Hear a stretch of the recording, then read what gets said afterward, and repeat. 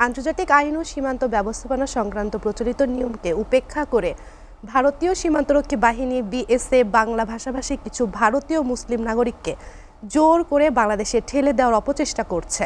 গত শুক্রবার রাতে পঞ্চগড় সদর উপজেলার বড়বাড়ি প্রধানপাড়া সীমান্তে এমন ঘটনার পর সতর্ক অবস্থানে রয়েছে বিজিবি। গোটা সীমান্ত এলাকা জুড়ে টহল ও নজরদারি জোরদার করা হয়েছে। বিএসএফ এর পুশিনের অপচেষ্টা ঠেকাতে মাঠে নেমেছে স্থানীয় বাসিন্দারাও। পঞ্চগড় থেকে কামরুজ্জামান টুটুলের পাঠানো তথ্য ও ছবিতে ডেস্ক প্রতিবেদন। বাংলাদেশ ভারত সীমান্তের পঞ্চগড় অংশ আবারও আলোচনায়। গত শুক্রবার ভোরে ভারতীয় সীমান্তরক্ষী বাহিনী বিএসএফ শিশুসহ 10 জন বাংলা ভাষাভাষী ভারতীয় নাগরিককে অবৈধভাবে বাংলাদেশ সীমান্তে ঠেলে দিতে অপচেষ্টা চালায়। তবে বিজিবির ধীরতায় পিছু হাঁটতে বাধ্য হয় ভারতীয় সীমান্তরক্ষী বাহিনীরা। সন্দেহভাজন ব্যক্তিদের পরিচয় ও নাগরিকত্ব যাচাই না করেই পুশিনের নামে সীমান্তে উত্তেজনা সৃষ্টি করেছে বিএসএফ। 4 দিন শূন্য রেখায় আটকে রেখে অমানবিক আচরণ করছে নিরীহ বাংলাভাষী ভারতীয়দের সাথে। আমরাও চেষ্টা করতেছি, বর্ডার পহরা দিচ্ছি, কোনো যদি পুশিং হয় তাহলে আমরা তাদেরকে সাহায্য করব, তাদেরকে আমরা জানাবো। এদিকে সীমান্তে বিএসএফ এর এমন বেআইনি কর্মকাণ্ড প্রতিরোধে বিজিবিকে সহযোগিতা করতে এগিয়ে এসেছে স্থানীয়রা।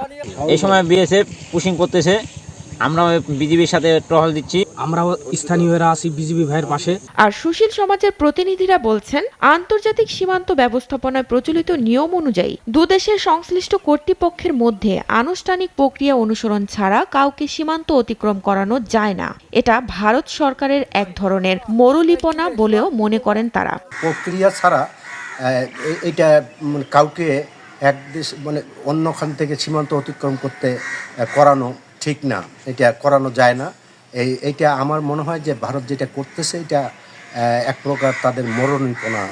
এদিকে সীমান্তে অবৈধ পুশিন সহ চোরা কারবারি ঠেকাতে স্থানীয় বাসিন্দাদের সাথে নিবিড় সম্পর্ক তৈরি করেছে বর্ডার গার্ড বাংলাদেশ।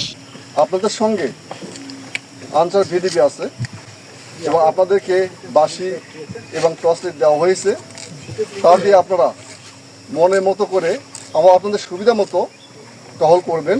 পঞ্চগড় সীমান্ত পরিস্থিতি বর্তমান নিয়ন্ত্রণে রয়েছে, তবে ভবিষ্যতে এ ধরনের ঘটনায় পুনরাবৃত্তি ঠেকাতে সীমান্তে সার্বক্ষণিক নজরদারি ও টহল আরও জোরদার করার আহ্বান জানিয়েছেন স্থানীয়রা।